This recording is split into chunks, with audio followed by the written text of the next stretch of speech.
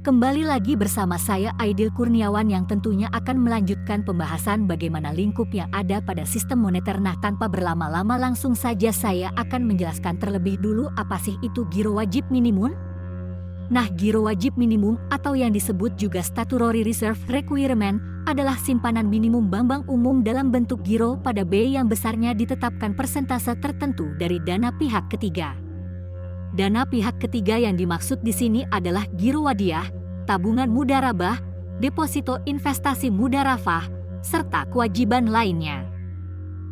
Dana pihak ketiga dalam IDR ini tidak termasuk dana yang diterima oleh bank dari Bank Indonesia dan BPR. Sedangkan dana ketiga dalam mata uang asing meliputi giro wadiah, deposito investasi dan kewajiban lainnya. Nah, kemudian masuk ke dalam fasilitas pembiayaan dan simpanan. Fasilitas pembiayaan yang disediakan di sini berupa uang tunai atau barang yang dinilai dengan uang.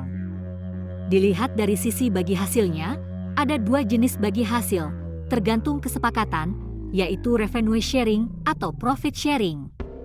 Sedangkan dalam hal persentase bagi hasilnya dikenal dengan nisbah, yang dapat disepakati dengan customer yang mendapat fasilitas pembiayaan pada saat akad pembiayaan. Fasbis merupakan fasilitas simpanan yang disediakan oleh Bank Indonesia kepada bank syariah ataupun unit usaha syariah untuk menempatkan dananya di Bank Indonesia dalam rangka standing facilities syariah dengan akad wadiah. Kemudian operasi pasar terbuka. Operasi pasar terbuka yang selanjutnya disingkat OPT adalah kegiatan transaksi di pasar uang dan atau pasar valuta asing yang dilakukan oleh Bank Indonesia dengan bank dan atau pihak lain untuk operasi moneter yang dilakukan secara konvensional dan berdasarkan prinsip syariah. OPT syariah adalah kegiatan transaksi di pasar uang dan atau pasar valuta asing berdasarkan prinsip syariah yang dilakukan oleh Bank Indonesia dengan BUS, UUS, dan atau pihak lain. Nah, selanjutnya ada materi tentang transaksi repo syariah. Repo, repurchase agreement, merupakan suatu bentuk transaksi penjualan surat berharga dengan janji untuk dibeli kembali oleh pihak penjual.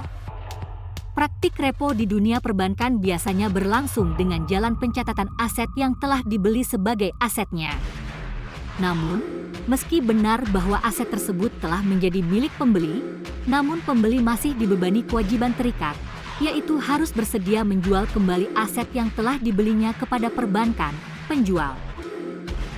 Nah, selanjutnya ada sertifikat investasi mudharabah antar bank atau disingkat SIMA. SIMA adalah suatu instrumen yang digunakan oleh bank-bank syariah yang kelebihan dana untuk mendapatkan keuntungan dan di lain pihak sebagai sarana penyedia dana jangka pendek bagi bank-bank syariah yang kekurangan dana. Nah, selanjutnya ada hati yang harus dijaga.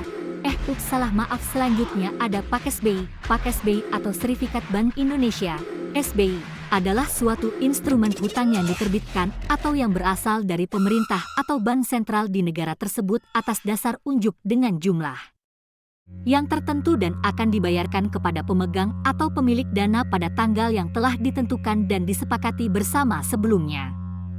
Dan yang terakhir ada SBSN. SBSN atau Serifikat Berharga Syariah Nasional merupakan bentuk derivatif dari surat berharga negara di samping surat utang negara, SAN.